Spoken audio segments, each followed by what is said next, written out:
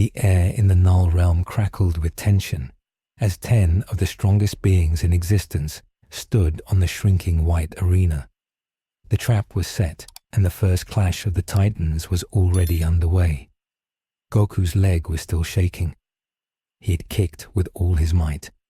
He had aimed right for the side of Gojo's head. It was a kick that could shatter a mountain. It was a kick that could dent a planet. But it had stopped. It stopped exactly 1 inch away from Gojo's white hair.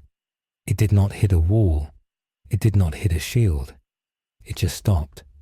It felt like his foot was pushing into a thick, invisible jelly that got harder the deeper he pushed. Goku pulled his leg back and landed on the balls of his feet. He looked at his boot. There was no mark on it. He looked at Gojo. The tall man with the blindfold was still smiling. He had his hands in his pockets. He looked like he was waiting for a bus, not fighting for his life. "That was weird," Goku said. He rubbed his chin. "It felt like I was trying to punch through water, but the water was made of iron. You are not using ki, are you? I cannot sense any energy coming from you." Gojo laughed. It was a light and airy laugh. "I told you already," Gojo said. "You cannot touch me. There is an infinity of space between you and me. The closer you get, the slower you go. It is like trying to reach the end of a number that never ends. You can try all day, spiky hair. You will never reach me." Goku grinned. The excitement in his chest was bubbling up like boiling water. This was exactly what he wanted. He did not want an easy fight. He wanted a puzzle. He wanted a wall that he had to break down. "I love it," Goku said. "If I cannot punch you, I just have to punch faster than infinity." Goku crouched low. The blue aura around him flared up. It turned jagged and wild. The ground beneath his feet cracked into a spiderweb pattern. "Kaioken times 10, Goku shouted. A red aura mixed with the blue one. The pressure in the arena doubled. The air became heavy and hot. Even Ainz' Ooal gown on the other side of the arena felt the heat. The skeleton mage adjusted his robe. Such raw power, Ainz thought. He's increasing his strength with a multiplier technique. If he hits me with that, I am finished. I need to make sure my defensive spells are active. Goku vanished. He moved so fast that even the camera of the gods would have missed him. He appeared behind Gojo instantly. He threw a punch. Boom.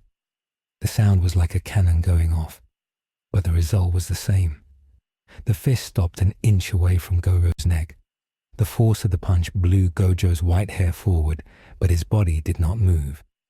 Gojo did not even turn around. "Too slow," Gojo said. Goku did not stop. He vanished again. He appeared above Gojo. He kicked downward. Wham! The kick stopped. He appeared in front of Gojo. He threw a flurry of punches. Rat-a-tat-tat. Hundreds of punches flew in a single second. It looked like Goku had 100 arms. But every single punch stopped. They hit the invisible barrier and lost all their energy. Gojo yawned. He actually yawned in the middle of the attack. "Are you done yet?" Gojo asked. "This is getting kind of boring. I thought you were the strongest in your universe." Goku stopped. He jumped back to catch his breath. He was not tired, but he was confused. He had never met an opponent he could not touch. Even Jiren could be hit if he tried hard enough. This was different. This was not about strength. This was about the laws of physics. While Goku was testing Gojo's defense, the other warriors were watching closely. Naruto Uzumaki sat on a piece of broken rock. He was in his Sage of Six Paths mode. His eyes were yellow with a cross pattern. He was analyzing everything. "That guy with the blindfold is dangerous," Naruto said to himself. "It is not a barrier like a chakra shield. It is space-time ninjutsu. It is like Obito, but better. Physical attacks won't work. We need to use sensory attacks or something that does not travel through space." Next to Naruto Monkey, D. Luffy was picking his nose. He was stretching his ear like it was made of gum. "He is funny," Luffy said, pointing at Gojo. "He is untouchable like a ghost, but I bet I can hit him." Naruto looked at Luffy. "Do not be reckless," Naruto warned. "We do not know the rules of his power yet, and we have to watch out for the others too." Naruto pointed his finger across the arena. "Look at the skeleton and the slime," Naruto whispered. "They are plotting something. I can feel their intent. It is cold and calculated." Ainz, Ooal and Rimuru Tempest were standing near the edge of the safe zone. The arena had shrunk, and the edges were crumbling into the endless void. Ainz was holding his golden staff. The red jewel in the center of the staff was glowing faintly. "Is the trap ready?" Ainz whispered. He did not move his mouth because he did not have lips, but his voice projected magically. Rimuru nodded. He was in his human form, but his hand was melting into a blue puddle on the ground. The puddle was seeping into the cracks of the white stone floor. "It is ready," Rimuru replied. "I used my sticky steel thread and combined it with a paralysis potion. Anyone who steps on that section of the floor will be stuck instantly. Then you can hit them with your strongest magic." Ainz felt a little bit of relief. He was terrified of the physical fighters like Goku and Saitama. If they got close to him, he would be shattered into bone meal. He needed to control the battlefield. He needed to be the master of the game. "Now we just need a bait," Ainz said. "We need to lure someone into the trap." Just as Ainz said, that a loud noise echoed through the arena. "Hey, you guys, look strong. Let us fight." It was a voice full of energy. Ainz turned his skull to look. Running straight towards them was a man with bright orange hair and a giant sword. It was Ichigo Kurosaki. Ichigo had seen Ainz and Rimuru standing still and decided they were the best targets. He did not trust magic users. In his world, enemies who stood still were usually charging up a big attack. He wanted to stop them before they could cast a spell. Getsuga Tensho Ichigo screamed. He swung his sword Zangetsu. A wave of black and red energy tore through the air. It flew straight at Ainz. Ainz panicked internally.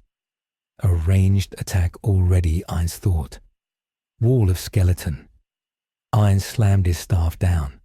A massive wall of giant rib cages burst out of the ground. The black energy wave hit the bone wall. Crash. The bones shattered into dust, but they blocked the attack. Smoke filled the area. Ichigo did not stop. He used his flash step. He moved faster than the eye could see. He appeared right in front of the smoke. He was aiming for the skeleton. "Got you," Ichigo yelled. He stepped forward to swing his sword again. His foot landed on a flat white stone. Squelch. Ichigo froze. He tried to lift his foot, but he could not. It was stuck. It felt like he had stepped into super glue. "What is this?" Ichigo said. He looked down. The white stone turned blue. The blue liquid shot up his leg like a snake. It wrapped around his ankle, then his knee, then his waist. It hardened instantly.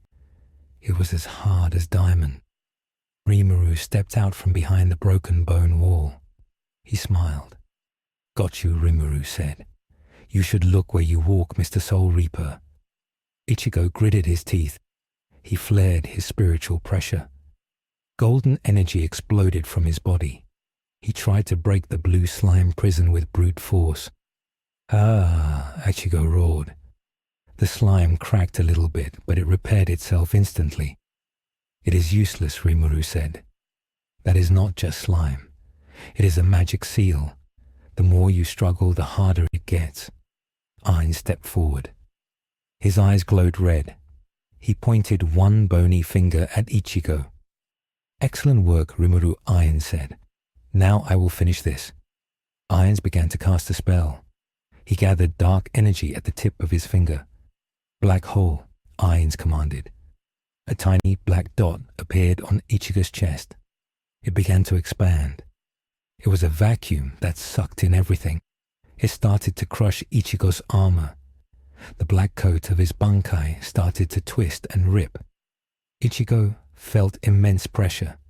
His ribs were creaking. He could not breathe. I cannot move, Ichigo thought. This gravity is insane. Is this how I go out? In the first round? No way. Ichigo closed his eyes. He reached deep inside his soul. He called upon his hollow power. A white mask formed over Ichigo's face. Red lines appeared on it.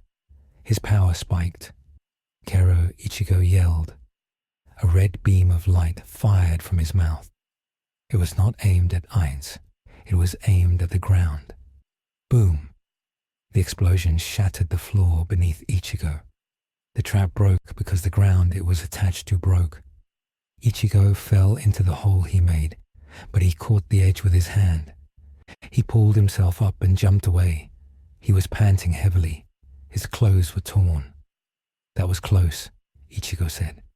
His voice sounded distorted because of the mask. You guys play dirty. Ainz was disappointed. He escaped Ainz' thought. His raw power is incredible.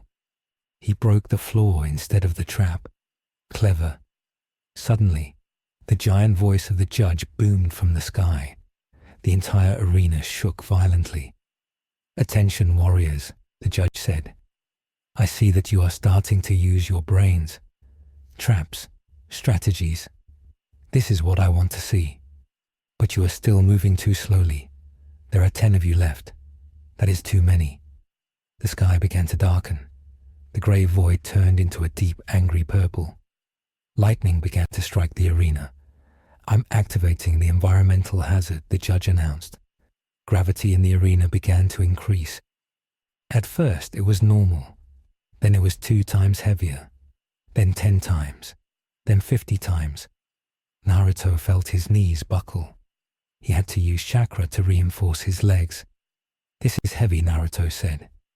It feels like I am carrying a mountain on my back. Luffy fell flat on his face. His rubber body stretched against the floor. I cannot get up, Luffy complained. I feel like a pancake.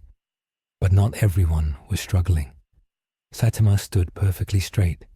He did not seem to notice the gravity change at all. He was looking at a small pebble on the ground. Huh, Saitama said. This rock is heavy now. Cool. Vegeta would love this, Goku said. He was also standing.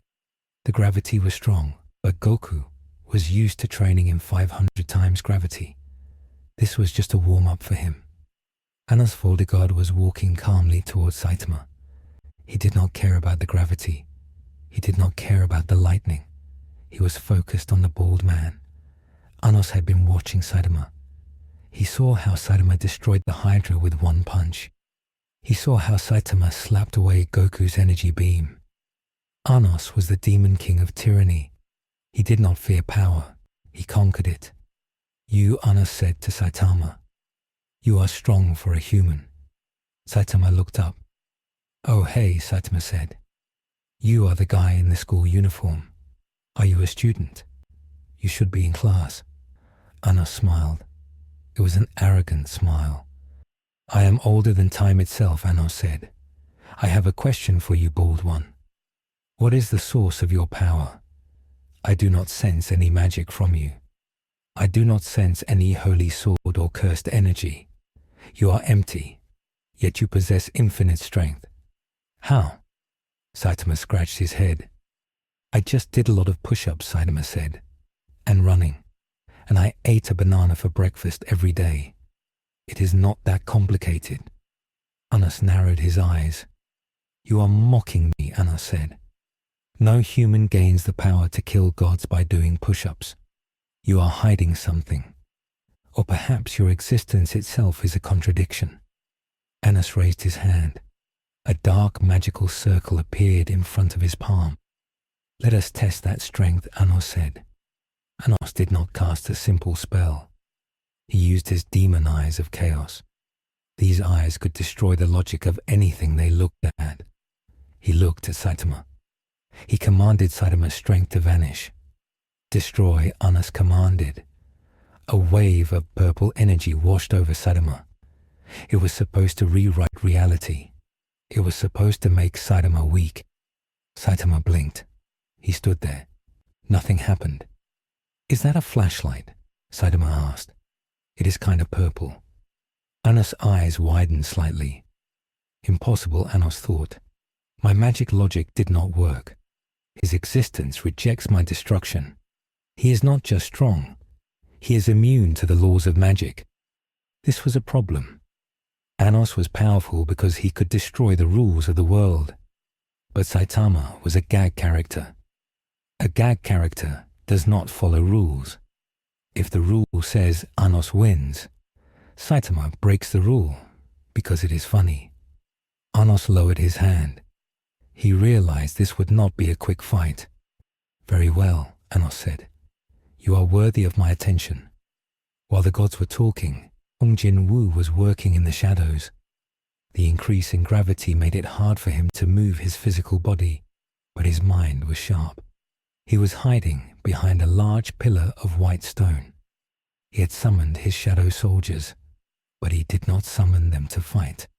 He summoned them to search. "Go," Jinwoo commanded silently. "Find the weak point of this arena." Small shadow ants scurried across the floor. They went into the cracks. They went to the edge of the void. Jinwoo was not trying to beat Goku or Saitama in a fistfight. He knew that with equalized stats, he had a chance, but their experience was too high. He needed to change the battlefield. One of his shadow ants sent a signal back to his brain. It had found something. Underneath the center of the arena, there was a core, a glowing white orb that seemed to power the gravity. "I see it," Jinwoo thought.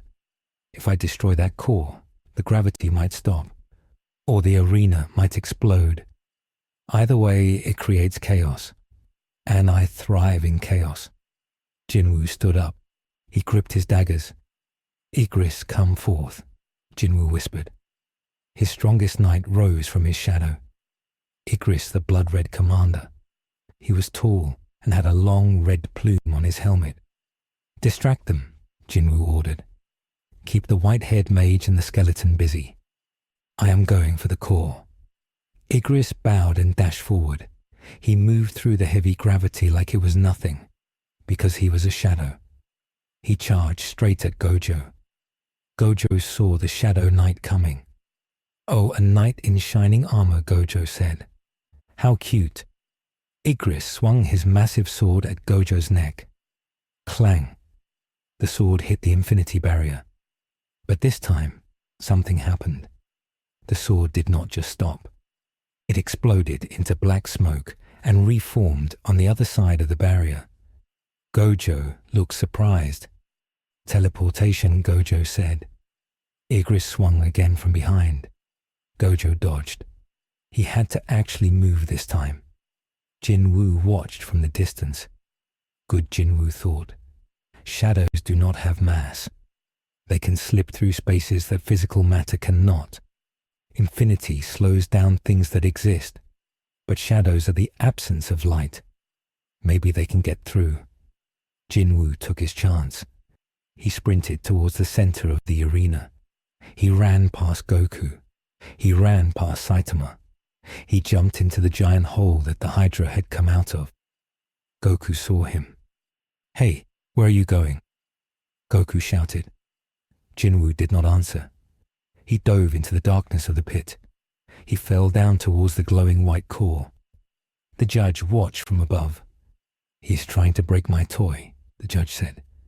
"Bold move, Shadow Monarch. But there is a guardian down there." As Jinwoo fell, a massive hand reached out from the wall of the pit. It grabbed Jinwoo mid-air. It was a golem made of pure white energy. It squeezed Jinwoo. Jinwoo struggled. Arise, Jinwoo shouted. He tried to turn the golem into a shadow, but it had no soul. It was just energy. It would not work. I made a mistake, Jinwoo thought. Back on the surface, the gravity got heavier again. It was now 100 times normal gravity. Ichigo fell to one knee. Even Ainz was struggling to stand. His bones were creaking. "This is bad," Ainz said. "If this continues, we will all be crushed before we can fight." Goku looked at Vegeta. No, Vegeta was not there. He looked at Saitama. "Hey," Goku shouted. "We have to break the gravity machine." The shadow guy went down there, but he got caught. I can sense his energy fading. Saitama looked at the hole. "Okay," Saitama said. "Should I punch the floor?" "Yeah," Goku said. "Punch it really hard." Saitama shrugged. "Okay. Serious table flip." Saitama dug his fingers into the white stone floor. He lifted. The entire arena, the whole floating city. It flipped. The ground went up. The sky went down. The gravity reversed.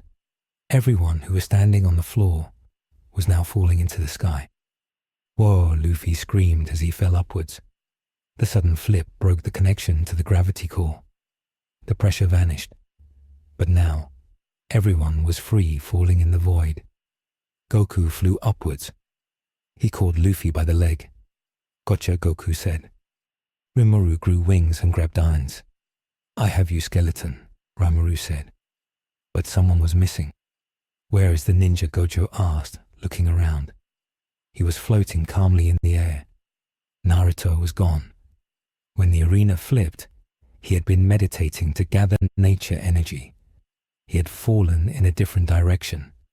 Down in the darkness of the void, Naruto was falling alone. He could not fly like Goku. He could not float like Gojo. "Kurama," Naruto thought. "Do we have enough chakra to blast us back up?" "No," Kurama replied. "The gravity here is strange. It is pulling us down." Suddenly, a pair of red eyes opened in the darkness below Naruto. A hand reached out of the void. It was not a friend. It was not a foe. It was something else. "Welcome to the loser's bracket," a dark voice whispered. Naruto disappeared into the shadow. Up above, the arena stabilized. Saitama placed it back down. The floor was broken and messy, but it was flat again. The warriors landed one by one. They looked around. They counted. 1, 2, 3, 9. There were only 9 of them. "Where is the orange guy with the whiskers?" Luffy asked. He looked panicked. "Naruto." There was no answer. The spot where Naruto had been standing was empty. The judge laughed. "One down," the judge said. 9 to go. Goku clenched his fist. His friend, or at least his ally, was gone. This was not a game anymore. People were actually disappearing. The tournament had claimed its first victim. But was he dead? Or was he somewhere worse? The remaining 9 warriors stood in silence. The air was cold. The trust was gone. And the fear was just beginning to set in. Naruto has fallen into the darkness, but his story is far from over. Where did he go? And who will be the next to fall? Find out in the next episode.